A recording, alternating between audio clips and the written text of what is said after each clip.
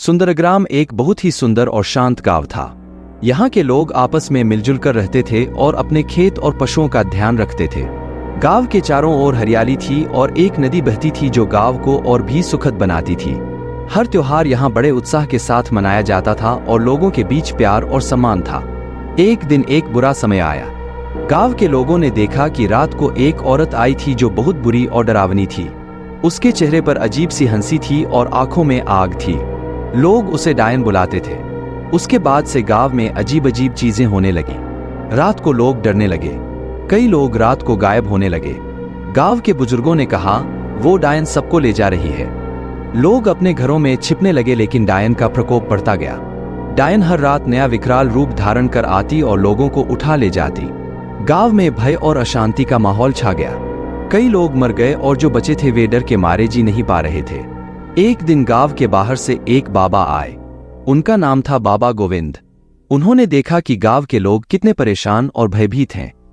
बाबा के कपड़े सफेद थे और उनके हाथ में एक बड़ा सा डंडा था।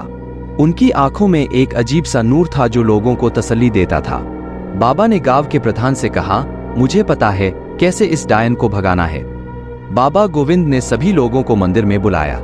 मंदिर गांव के मध्य में स्थित था और वहां सभी लोग अकेले होने पर भी सुरक्षित महसूस करते थे। बाबा ने कहा, हम सबको मिलकर डायन से लड़ना होगा। आप सब मेरे साथ आओ। गांव के सभी लोग बाबा के साथ मंदिर में इकट्ठा हो गए। बाबा गोविंद ने एक बड़ा हवन किया। उन्होंने अपने मंत्र पढ़े और कहा, डायन को भगाना होगा। सब लोग मुझे अपनी शक्ति दो। सभी लोगों ने अपने मन से बाबा को अपनी शक्ति दी। हवन कुंड से उठी आग की लपटें तीव्र होने लगीं और हवन के धुएं से एक पवित्र माहौल बन गया। रात को डायन फिर से आई, लेकिन इस बार बाबा गोविंद और गांव के लोग तैयार थे। बाबा ने अपने मंत्र से डायन को रोक दिया। डायन बहुत जोर से चीखी और बोली, मुझे छोड़ो। लेकिन बाबा ने अपने मंत्र से उसे बांध दिया। डायन ने अपने विशाल रूप से सबको डराने की कोशिश की, लेकिन बाबा के मंत्र इतने शक्तिशाली थे कि डायन कुछ भी ना कर पाई। बाबा ने अपने मंत्रों से डायन को एक बहुत बड़े पीपल के पेड़ के नीचे बांध दिया। पीपल का पेड़ गांव के पुरानी पीढ़ियों का साक्षी था और वहां के लोग उसे पवित्र मानते थे। उन्होंने कहा, अब यह डायन कभी नहीं निकलेगी। गांव के लोगों ने बाबा का धन्यवाद किया और सब मिलकर उस पेड़ के पास पूजा करने लगे।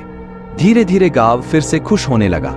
लोगों का डर खत्म हो गया और सब फिर से मिलजुल कर रहने लगे। बाबा गोविंद ने सबको सिखाया कि मिलकर रहने से हर बुराई से लड़ सकते हैं। गांव के लोगों ने बाबा की सीख को अपने जीवन का अंग बना लिया और मिलकर हर समस्या का समाधान ढूंढने लगे। बाबा गोविंद का सुंदरग्राम पर असर हमेशा के लिए रहा। उनकी सीख और उनका प्रेम गांव के हर कोने में महसूस किया गया और सुंदरग्राम फिर से सुंदर बन गया।